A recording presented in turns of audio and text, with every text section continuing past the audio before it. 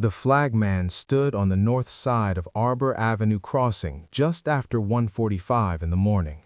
It was March 9, 1975. A gondola car and two boxcars were being pushed slowly across the tracks in Tracy, California. The locomotive was behind them, moving forward at 2 or 3 miles per hour. The headlight turned off so it wouldn't blind the engineer by reflecting off the boxcar ahead. The flagman had 23 years of experience. He knew the routine. He'd signaled the engineer to proceed.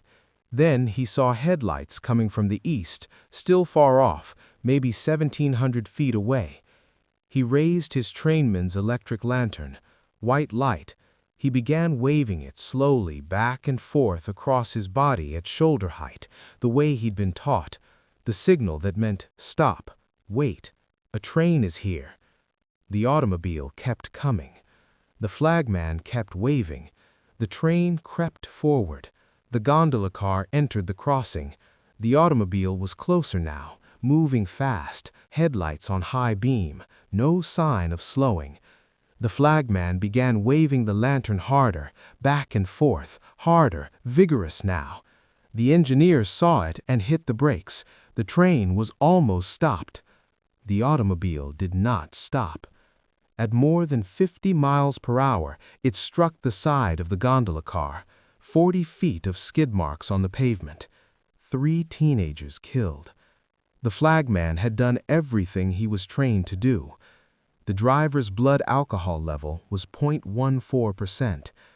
The investigation would later determine that the flagman had waved his lantern for at least 7 seconds before impact.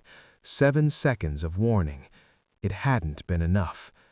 Moments like this were part of an ordinary workday.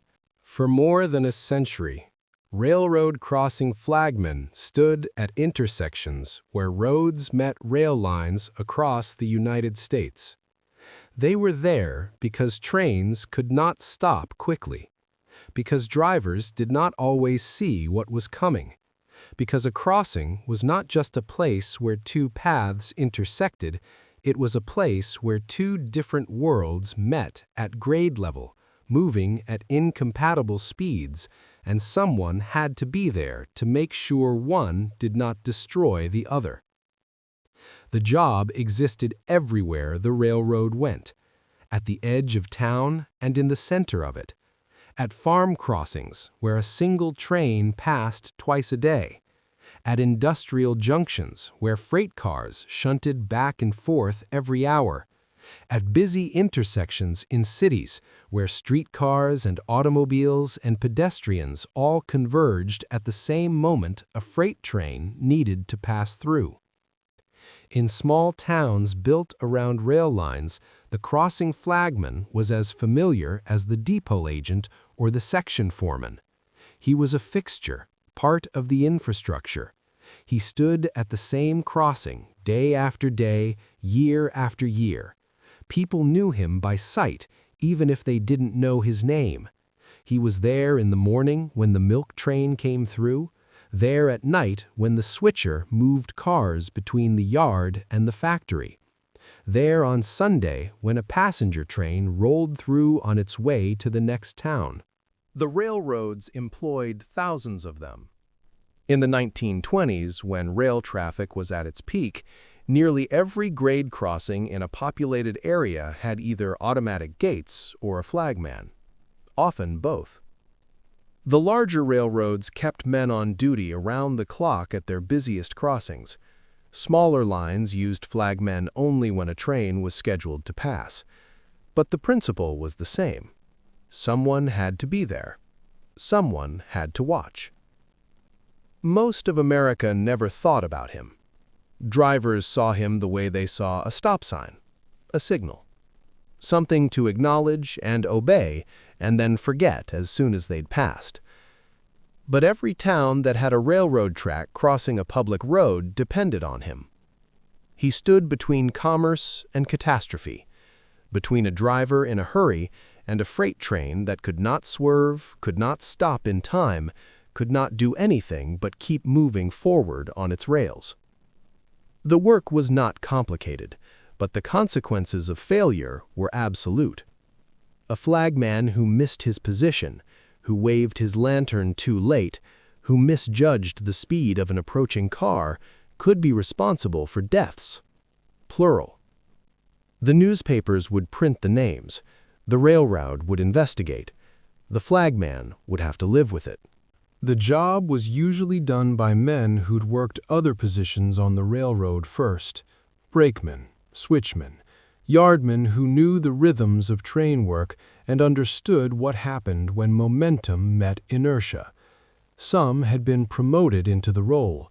Others had been reassigned after an injury made heavier work impossible. A man with a bad back or a limp could still stand at a crossing and wave a lantern. The railroad didn't waste able-bodied men on flagging if they could avoid it. It wasn't skilled labor in the way an engineer's job was skilled. There was no throttle to control, no air brakes to manage, no complicated machinery to maintain, but it required judgment, attention, the ability to read a situation and act without hesitation. A flagman had to know when a car was going to stop and when it wasn't. He had to recognize the difference between a driver who'd seen him and was slowing down and a driver who was looking somewhere else entirely. He had to know when to trust a driver's brake lights and when to signal the engineer to stop the train instead. The hours were long. The pay was modest.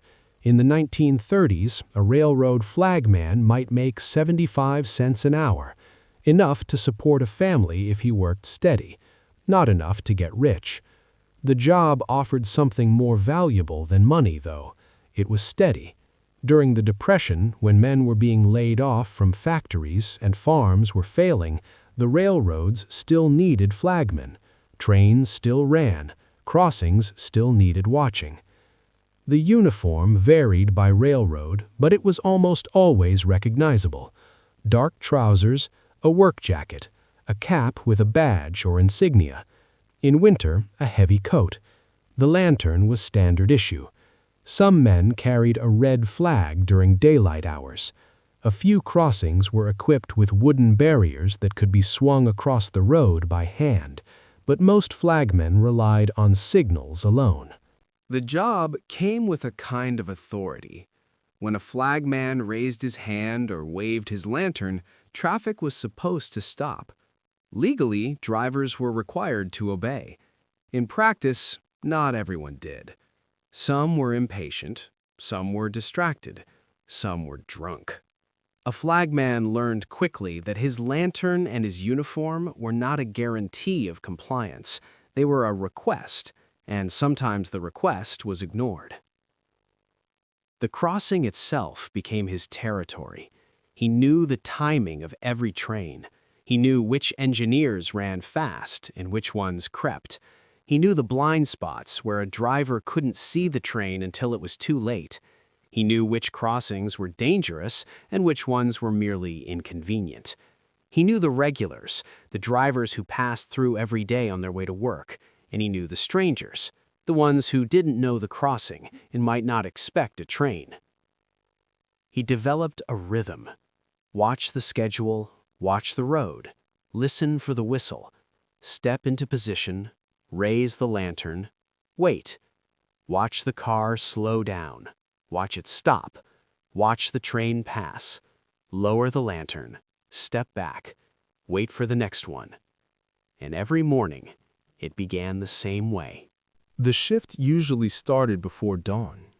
A flagman reported to his crossing at the same time every day, 5 in the morning, 6, sometimes earlier if a freight train was scheduled to come through before sunrise. The railroad kept schedules. The flagman kept the same hours. He walked to the crossing or arrived by bicycle. Some lived close enough that the walk took 5 minutes. Others came from across town. In winter, he walked in the dark. In summer, the sun was just beginning to break over the horizon. The crossing was waiting. It was always waiting. The shanties stood near the tracks, a small wooden structure, 5 feet by 8 feet in most cases. Some were painted in the railroad's colors. Southern Pacific yellow with brown trim. Others were plain wood, weathered gray by years of exposure. The shanty had a door, a small window or two, a slanted roof to shed rain and snow. That was all. Inside, the furnishings were minimal. A bench along one wall, a chair sometimes, a coal-fired stove in the corner for heat during winter. The stove was small, just large enough to take the edge off the cold. A man could make coffee on it if he brought a pot. Some did. Others brought a thermos from home. The tools of the job were simple: a lantern, a flag, sometimes a long-handled stop sign that hung just outside the door. The lantern was the most important piece of equipment a flagman owned. It was a trainman's electric lantern in the later years, battery-powered, with a white light for signaling. Before that, it had been a kerosene lantern with a red globe for night work and a clear globe for day. The railroad issued them. A flagman was expected to keep his lantern clean and in working order. A dead battery or a broken globe could mean the difference between a driver seeing the signal and a driver not seeing it. The flag was red, canvas or heavy cloth mounted on a wooden handle. During daylight hours when a train was coming, the flagman stepped out of the shanty and waved the flag, back and forth, slow at first, then harder if a car didn't slow down. The flag was visible from several hundred feet away if the driver was paying attention. If the driver wasn't paying attention, no flag in the world would help. At some crossings, there were manual gates, wooden barriers that swung across the road on a pivot. The flagman operated them by hand, using a crank or a lever. The gates were counterweighted so they could be raised and lowered without too much effort, but they still required strength. A man with a bad back or a weak arm could manage the lantern and the flag. The gates were harder. Most crossings didn't have gates. Most crossings had only the flagman and his signals. The routine began the same way every morning. Unlock the shanty, check the stove if it was winter, light it if necessary, set down the lunch pail, check the lantern, make sure the battery was charged or the kerosene reservoir was full, check the wick if it was a kerosene lamp, trim it if it needed trimming, test the light, white light for the electric lantern, red or clear for the kerosene. Then check the flag. Make sure the fabric wasn't torn. Make sure the handle wasn't cracked. Check the stop sign if there was one.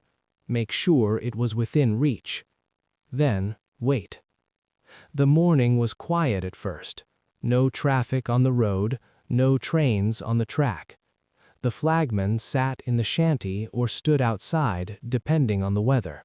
He watched the road. He listened for the train. He knew the schedule. He knew when the first train of the day would come through. 6:15, 7:30, 8 o'clock. The time didn't vary much. Railroads ran on time.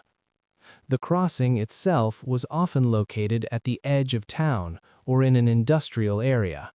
Some crossings were in the middle of residential neighborhoods, where the tracks cut through on their way to the depot. Others were out in the open, where a farm road crossed the main line. The surroundings shaped the work. A crossing in town meant more traffic, more cars, more impatient drivers. A crossing in the country meant fewer cars, but longer waits between trains. The weather shaped the work too. In summer, the shanty was stifling. The door stayed open. The windows stayed open. The heat came in anyway. A man stood in the shade when he could. In winter, the shanty was cold even with the stove going. The wind came through the gaps in the walls. The floor was never warm.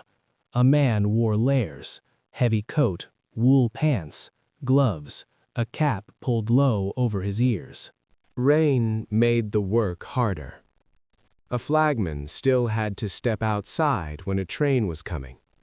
Still had to wave the lantern or the flag. The rain soaked through his coat. The lantern got wet. the flag got heavy with water. Drivers had a harder time seeing the signals through the rain. Some of them drove faster, trying to get home before the storm got worse. A flagman learned to step farther into the road when it rained, make himself more visible, wave the lantern higher. Snow was worse. Snow covered the road, covered the tracks. A driver couldn't always tell where the crossing was until he was almost on top of it. The flagman had to be ready earlier, had to step out sooner. The snow muffled sound. A train's whistle didn't carry as far in heavy snow. The flagman couldn't rely on hearing the train. He had to watch for it, had to know the schedule and be in position before the train arrived. Fog was the worst. Fog reduced visibility to almost nothing. A driver couldn't see the crossing, couldn't see the train, couldn't see the flagman until he was 10 feet away. The flagman waved his lantern in the fog and hoped the driver would see it in time. Some didn't. On foggy mornings, a flagman stood farther from the tracks, gave himself more room, gave the driver more warning. The job was repetitive, but it required attention. A flagman couldn't daydream, couldn't let his mind wander. A moment of inattention could mean a car on the tracks when the train arrived, could mean a collision, could mean deaths. So he watched, and he waited. And when the train came, he stepped out of the shanty and raised his lantern or his flag, and did the job he'd been hired to do. Because once the work began, there was no room for mistakes. The train appeared on schedule, 6:15, 7:30, 8 o'clock. The flagman heard it first, a low rumble in the distance. The sound carried farther on cold mornings. On hot days, the sound seemed muffled, harder to place. He'd learned to distinguish between the sound of a freight train and the sound of a passenger train. The freight was heavier, slower. The whistle had a different tone. He stepped out of the shanty, picked up the lantern or the flag, took his position. Some flagmen stood at the edge of the crossing. Others stood a few feet back, where they had a better view of the road in both directions. The position was a matter of preference and experience. A man learned where he needed to be to see everything and be seen by everyone. The train came into view, a half-mile away, then a quarter-mile. The flagman watched the road, watched for cars approaching from either direction. If there were no cars, the routine was simple. Stand in position, let the train pass, return to the shanty. If a car was approaching, the work became more deliberate. The flagman raised the lantern or the flag, waved it slowly, side to side, a signal that meant, "Stop, a train is coming." Most drivers obeyed. They slowed down, stopped at a safe distance, waited for the train to pass. The flagman kept the signal visible until the car had stopped. Then he lowered the lantern or flag slightly and waited. The train crossed. A locomotive, a string of freight cars, sometimes 50 cars, sometimes 100. The crossing gates, if there were any, stayed down until the last car cleared. The flagman stood in position until the train was through.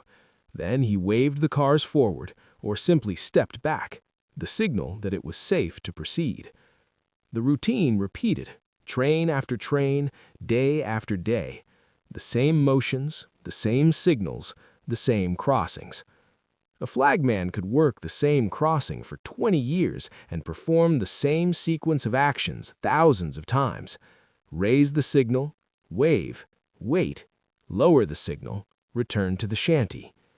The repetition was the job, but the repetition required attention.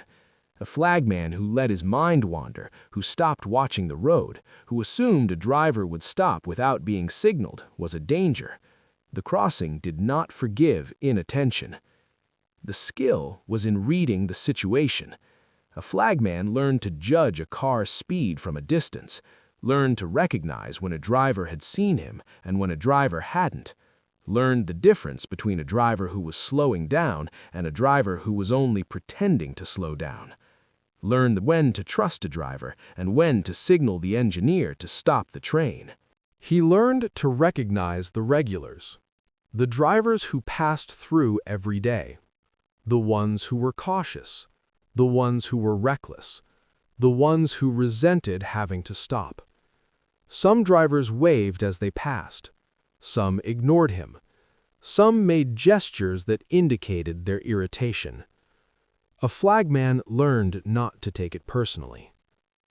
He learned to spot trouble, a car moving too fast, a car that didn't slow down when it should have, a car whose driver was looking somewhere other than the road, a car that swerved or drifted. The signs were subtle. A flagman who'd been on the job for years could see them from hundreds of feet away. When a car didn't respond to the signal, the flagman had a decision to make. Wave harder, wave more vigorously, step farther into the road, or signal the engineer to stop the train. The decision had to be made quickly. There wasn't time to deliberate. A car at 50 miles per hour covered 73 feet every second. A train moving at even 5 miles per hour could not stop in less than 50 or 60 feet. The margin for error was measured in seconds. Most drivers stopped, but not all of them. Some were distracted, some were drunk, some simply didn't see the signal, and some saw it and ignored it. In Canton, Ohio, a night watchman named Frank David Mayrose was working at the Marion Street crossing. It was his job to watch for trains and signal drivers. One night, he was watching a switch engine. He didn't see the eastbound freight train coming on the other track. The freight struck him. He was found 10 feet from the tracks several minutes after the train passed. He was taken to a doctor's office. He died 3 hours later. The danger wasn't always from the cars. Sometimes the danger came from the trains themselves. A flagman stood close to the tracks, close enough to be struck if he wasn't careful, close enough to be caught in the draft when a train passed at high speed. The draft could pull a man off balance, pull him toward the train. A flagman learned to stand at the right distance, far enough to be safe, close enough to do the job. The work required presence. A flagman couldn't read a book, couldn't listen to the radio, couldn't daydream. The moment he stopped paying attention was the moment something went wrong. The job wasn't hard in the sense that it required physical strength or technical knowledge, but it was hard in the sense that it required constant vigilance, hour after hour, day after day, year after year. Outsiders didn't understand this. They saw a man standing at a crossing waving a lantern. They thought the job was simple, easy. Anyone could do it. And in a technical sense, that was true. Anyone could wave a lantern, but not everyone could do it for 8 hours without losing focus. Not everyone could recognize when a driver was about to run the crossing. Not everyone could make the decision to stop a train or let it proceed. The flagman knew things about the crossing that no one else knew. He knew where the blind spots were, knew where drivers had trouble seeing the train, knew which times of day the sun was in a driver's eyes, knew which weather conditions made the crossing more dangerous, knew where ice formed in winter, knew where water pooled after a rain. This knowledge wasn't written down. It was learned, accumulated over years. He knew the sound of every train that used the crossing, knew which engineers were careful and which ones were fast, knew which trains were heavy and took longer to stop, knew which trains ran on time and which ones were always late. He could tell from the whistle who was in the cab. He knew the personality of the crossing. Some crossings were easy, wide visibility, light traffic, drivers who were cautious. Other crossings were treacherous, narrow approaches, heavy traffic, drivers in a hurry. A flagman assigned to a difficult crossing earned his pay. The stress was constant. The pressure came not from the railroad, but from the knowledge of what could happen. A flagman who failed to stop a car, a flagman who signaled too late, a flagman who made the wrong decision. The consequences were immediate and irreversible. People died at railroad crossings. The flagman was there to prevent it. When it happened anyway, he carried it. The work had a rhythm, quiet stretches between trains, moments of focus when a train approached, then quiet again. A flagman could go weeks without incident. Then something would happen. A close call, a driver who didn't stop until the last second, a car that skidded and stopped inches from the tracks, a moment when everything almost went wrong but didn't. Those were the moments that stayed with the man, the near misses, the times when a split-second decision made the difference, the times when waving the lantern harder or stepping into the road or signaling the train to stop prevented a collision. A flagman might not remember the thousands of trains that passed without incident, but he remembered the ones that almost didn't. Most days passed quietly, until one didn't. Between trains, there was nothing to do but wait. A flagman at a busy crossing might see 10 trains in an 8-hour shift. A flagman at a rural crossing might see 3. The math was simple. If each train took 5 minutes to pass, and there were 10 trains in 8 hours, that left 7 hours and 10 minutes of waiting. If there were 3 trains, that left 7 hours and 45 minutes. The waiting was the job, not the signaling, not the standing in position when a train approached. The waiting. Hour after hour of sitting in the shanty or standing outside with nothing to do. A flagman couldn't leave, couldn't walk into town for coffee, couldn't go home between trains. The schedule said a train was coming at 10:30, but schedules weren't absolute. A train could arrive early, a train could arrive late, an unscheduled freight could come through without warning. The flagman had to be there, had to be ready, even if the train didn't come for hours. Some men brought a lunch pail, sandwiches wrapped in wax paper, a thermos of coffee, an apple.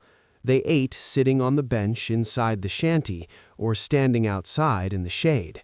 The meal took 15 minutes. Then there were still hours left.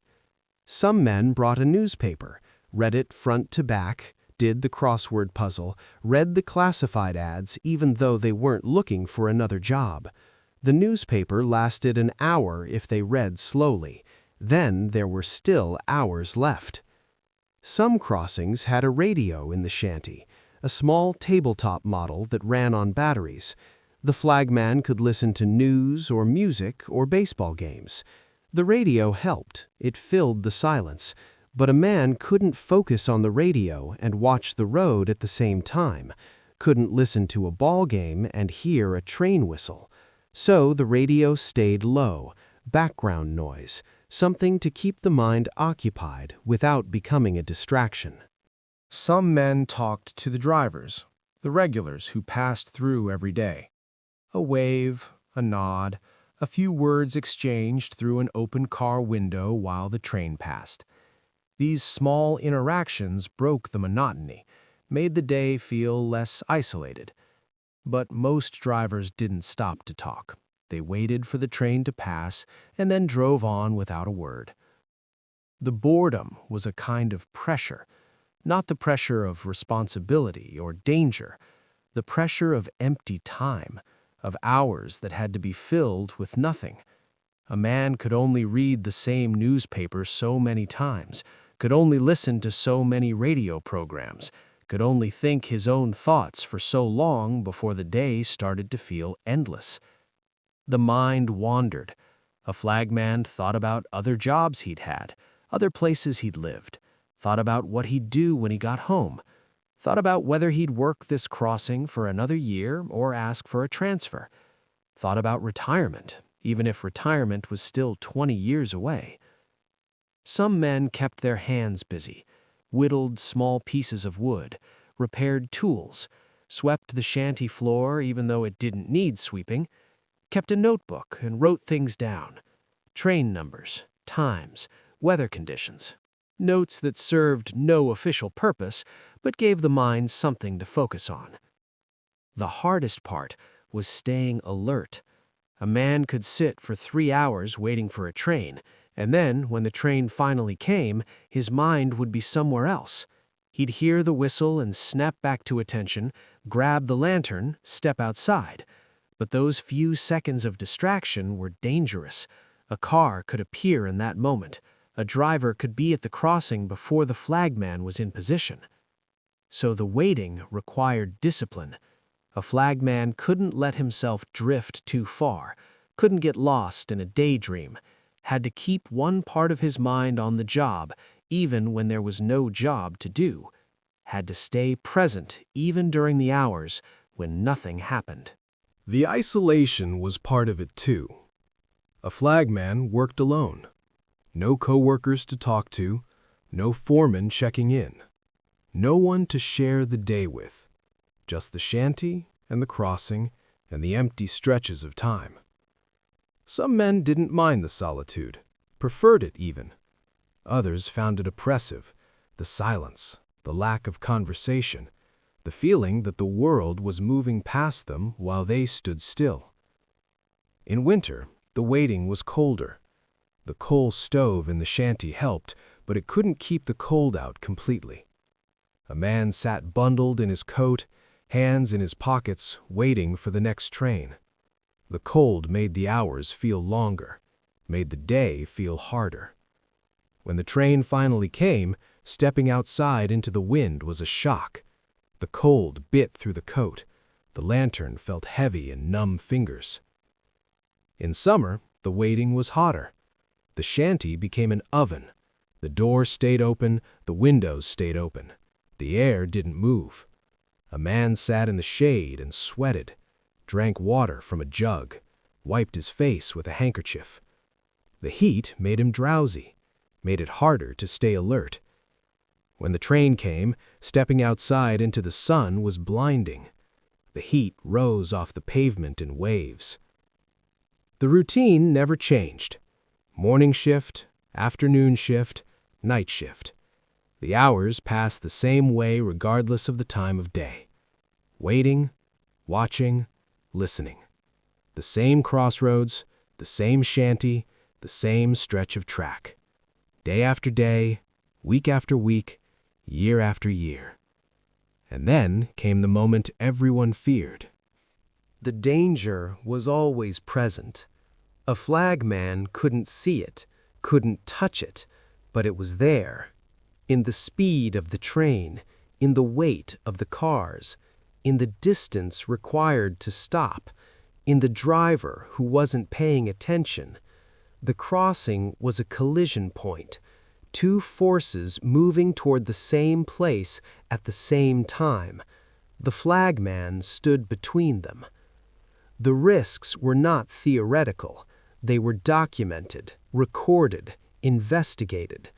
Every year, people died at railroad crossings, hundreds of them.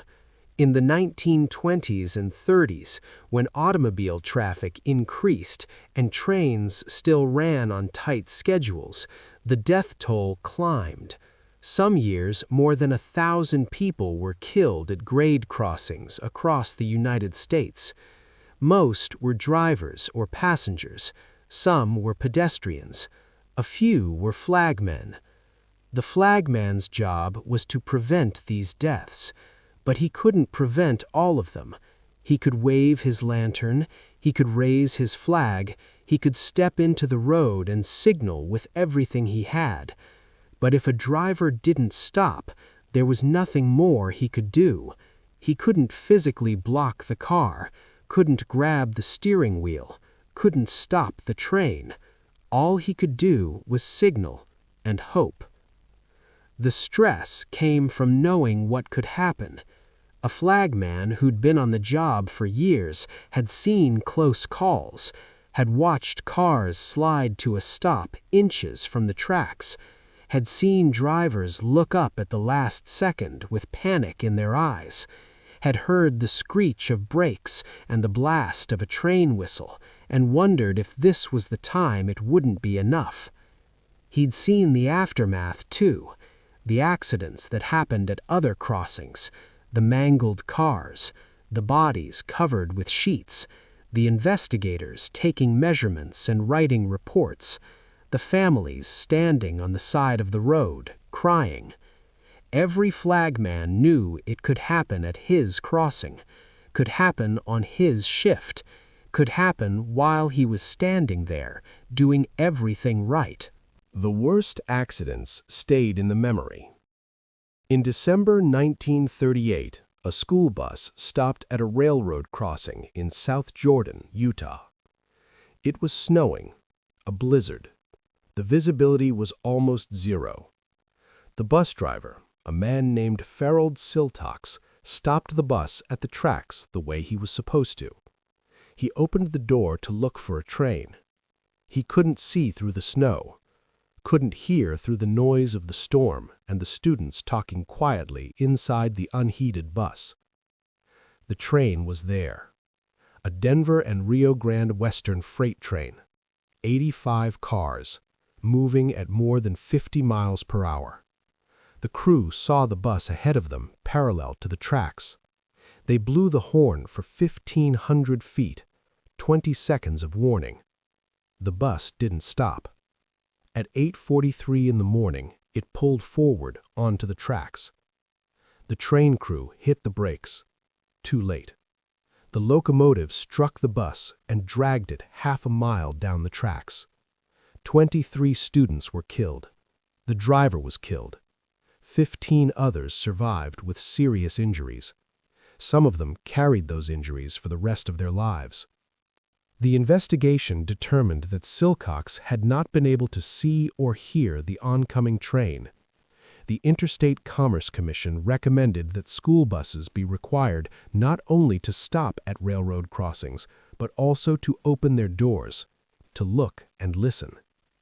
Every state eventually adopted the recommendation, but the law came after the accident, after the deaths.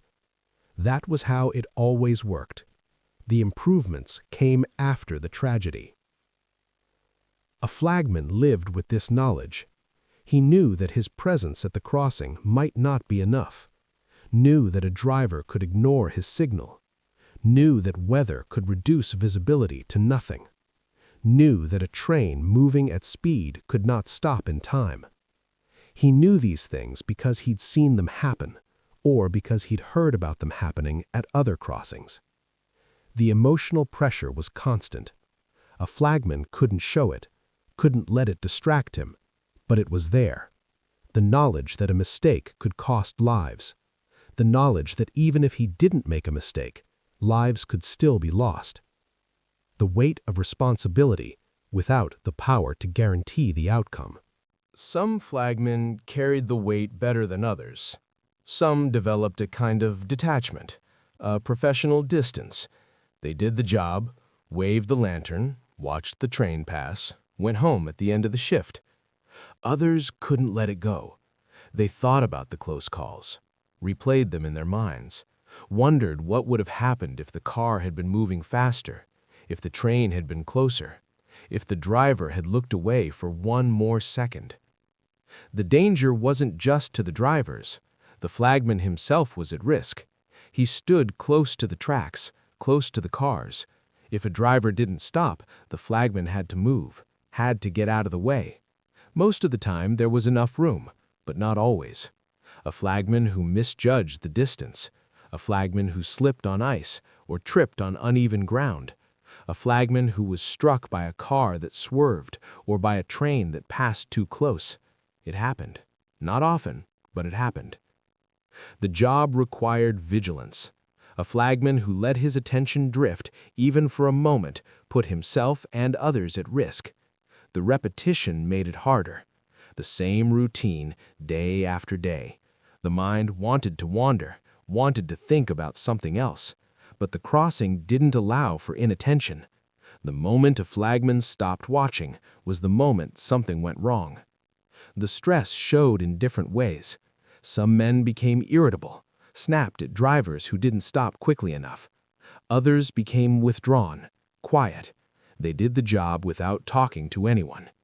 Some drank, not on the job, but after, a way to take the edge off, a way to stop thinking about what could have happened.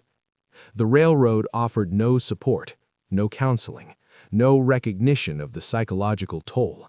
A flagman was expected to show up, do the job, go home. If he couldn't handle it, he could quit. Someone else would take his place. That was the understanding. Most flagmen stayed. They needed the job, needed the paycheck. The work was steady. The hours were predictable. The alternative was unemployment or worse work for less money.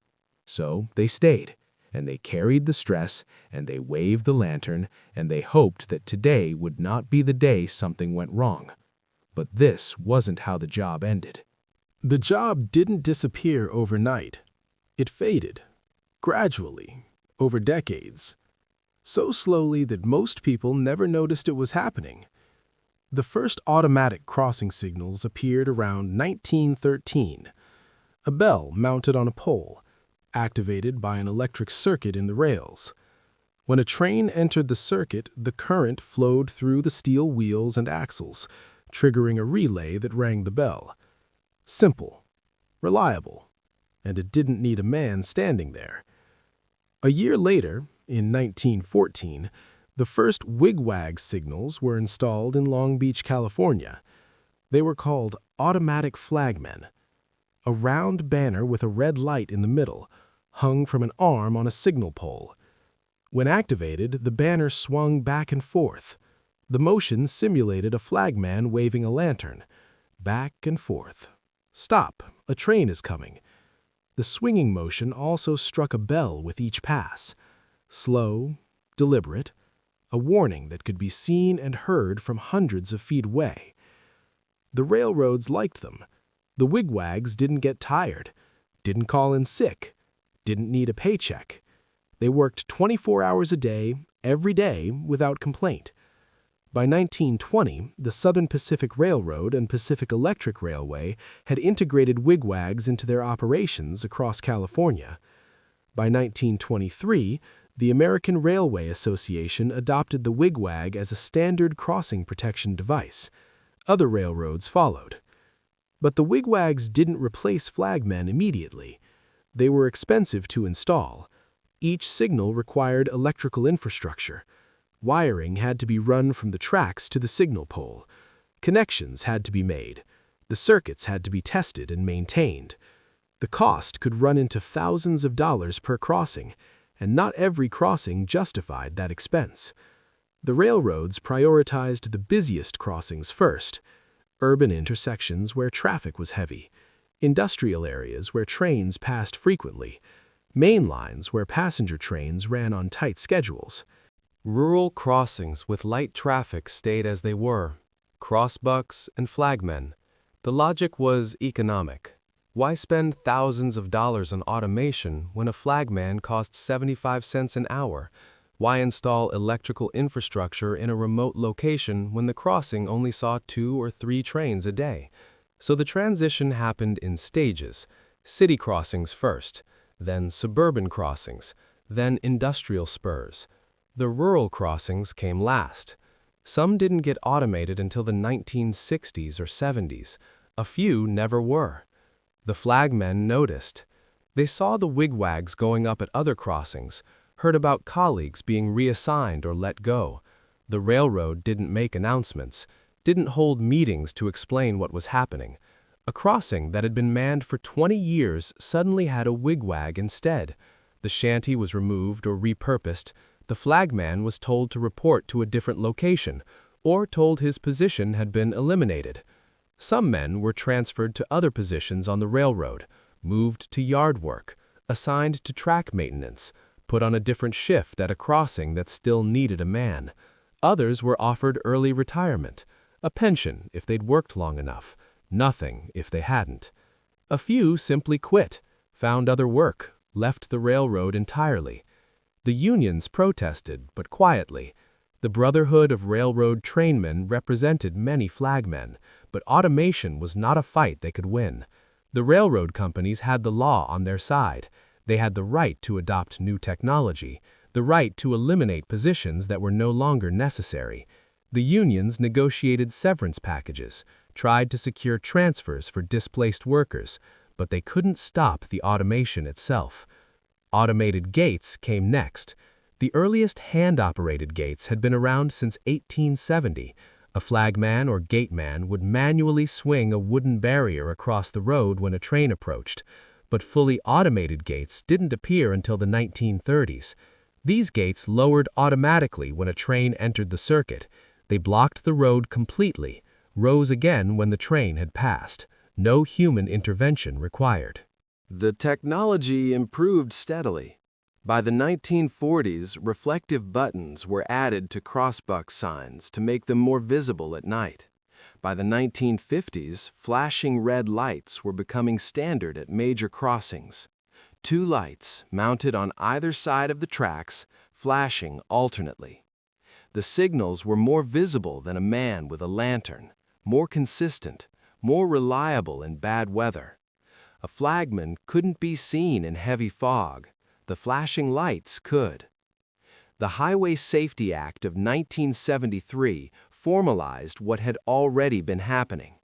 The act established federal standards for railroad crossing safety, required states to identify and upgrade dangerous crossings, provided federal funding for the installation of automatic signals and gates.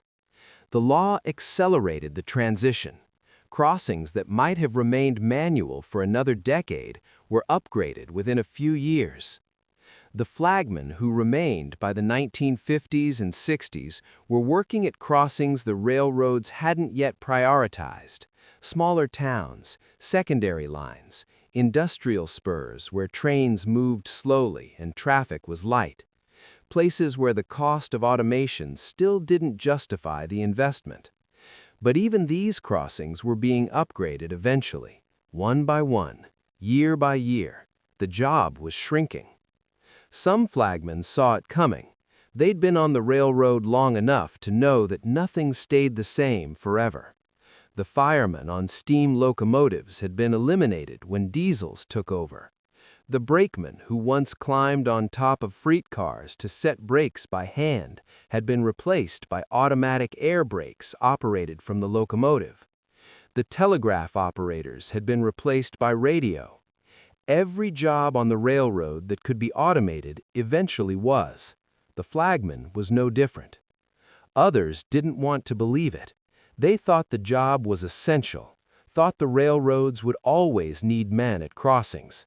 After all, a wigwag couldn't make judgment calls, couldn't decide when a driver needed extra warning, couldn't wave harder at a car that wasn't slowing down, couldn't stop a drunk driver or a distracted teenager. A machine couldn't do what a man could do. But it didn't matter. The railroads weren't interested in judgment calls. They were interested in consistency, cost, liability.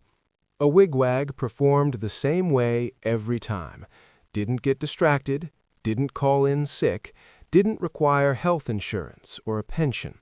And if an accident happened at a crossing protected by automatic signals, the railroad's liability was reduced. They'd installed the required safety equipment. If a driver ignored the signals, that was the driver's fault. By the 1960s, most railroad crossing flagmen in the United States had been eliminated. The position still existed in a different form: flagmen who protected work crews on the tracks, roadway workers in charge of temporary signals during maintenance operations. But the men who stood at grade crossings day after day, year after year, waving lanterns at passing cars, were gone. The shanties were torn down.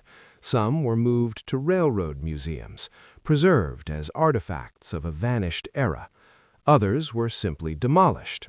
The wood was hauled away, the foundations were removed. Within a few years, there was no physical evidence that a flagman had ever stood there. The crossings looked more modern, more official. flashing red lights, striped gates, electronic bells. Everything operated automatically. Drivers didn't need to watch for a man with a lantern, they just needed to obey the signals. And most of them did. The transition was so gradual that most people didn't notice. Drivers who passed through the same crossing for years might not remember exactly when the flagman disappeared. One day he was there, then he wasn't, and in his place was a signal. The crossing looked cleaner, more efficient. No one mourned the flagman. No one wrote articles about the job disappearing. It simply faded into history.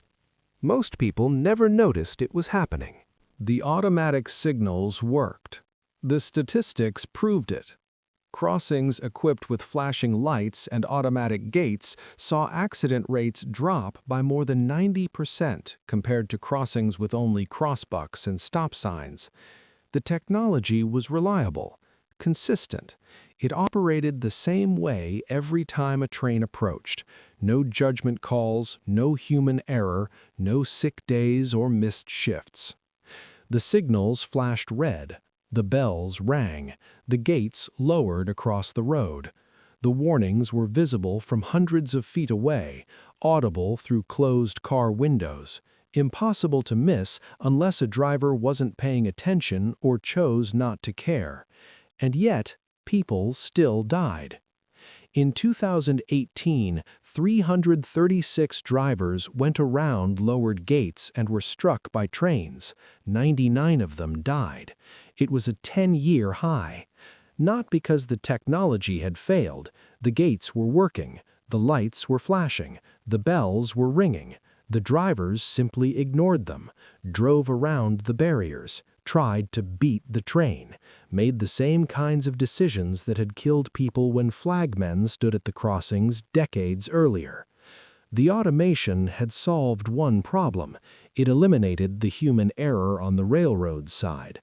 The signals activated at the same distance every time, didn't get distracted, didn't misjudge the speed of an approaching car, didn't wave the lantern too late. But it couldn't solve the problem of human behavior on the driver's side, couldn't force a driver to stop, couldn't reach through the windshield and grab the steering wheel, couldn't make someone care about their own life or the lives of others. The flagman had been able to read a situation, could see when a driver wasn't slowing down, could wave harder, could step into the road, could signal the engineer to stop the train if necessary. The automatic gate couldn't do any of that. It lowered at a preset distance, stayed down until the train passed, rose again. That was all. In some ways, the crossing was safer. In other ways, it wasn't. The overall numbers told a clear story. In 1975, there were 12,000 railroad crossing incidents in the United States and more than 900 fatalities. By 2018, the number of incidents had dropped to 2,200, and the fatalities had dropped to 270. The decline was dramatic. Thousands of lives had been saved. The technology had worked. But most of the improvement came from better signals, better visibility, better roads, public awareness campaigns, driver education, laws requiring school buses to stop and open their doors at crossings, the cumulative effect of decades of incremental safety improvements. The flagman's absence was only one factor among many. The crossings themselves looked different, cleaner, more uniform. Every crossing in a state had the same type of signal, the same flashing lights, the same striped gates, the same reflective crossbox. There was no variation, no personality, no shanty with a man inside who knew the crossing better than anyone, just a signal pole, electrical equipment, a maintenance schedule. The railroads saved money. A wigwag or an automatic gate required electricity and occasional maintenance, but the costs were lower than paying a man's wages for decades. The return on investment was clear. Install the signal once, maintain it periodically. No payroll, no benefits, no pensions. The automation paid for itself within a few years. But something was lost. The presence, the human judgment, the ability to respond to unusual situations. A flagman could see when a car was in trouble, could recognize when a driver was impaired or distracted, could make decisions in real time. The automatic signal couldn't. It operated the same way whether the crossing was empty or whether a car was stalled on the tracks. The job had served a purpose, not just the technical purpose of warning drivers, but the human purpose of being there, of watching, of caring whether people lived or died. A flagman who'd worked a crossing for 20 years knew the families who passed through every morning, knew the children who walked to school, knew when something was wrong. The automatic signal knew none of that. Most crossings today have some form of automated protection. Flashing lights, bells, gates, advanced warning signs, pavement markings. The technology continues to improve. Newer systems include sensors that detect vehicles on the tracks. Some crossings have cameras. Some have barriers that block all 4 lanes of traffic instead of just 2. The Federal Railroad Administration continues to research new methods, artificial intelligence, machine learning, ways to predict driver behavior and prevent accidents before they happen. The need the flagman served never disappeared. Trains still run, roads still cross tracks, drivers still make mistakes. The technology has simply become the intermediary instead of a man with a lantern. And yet, 94% of crossing accidents today are caused by risky driver behavior. Drivers who ignore signals, who go around gates, who try to beat the train. The same behaviors that killed people when flagmen stood at crossings. The same failures of judgment, the same impatience, the same belief that the rules don't apply. The automatic signals can't fix that. They can warn, they can block the road, they can flash and ring and do everything possible to get a driver's attention, but they can't make someone stop who's decided not to. The flagman couldn't either, but at least he tried. The job disappeared. The need it served never did.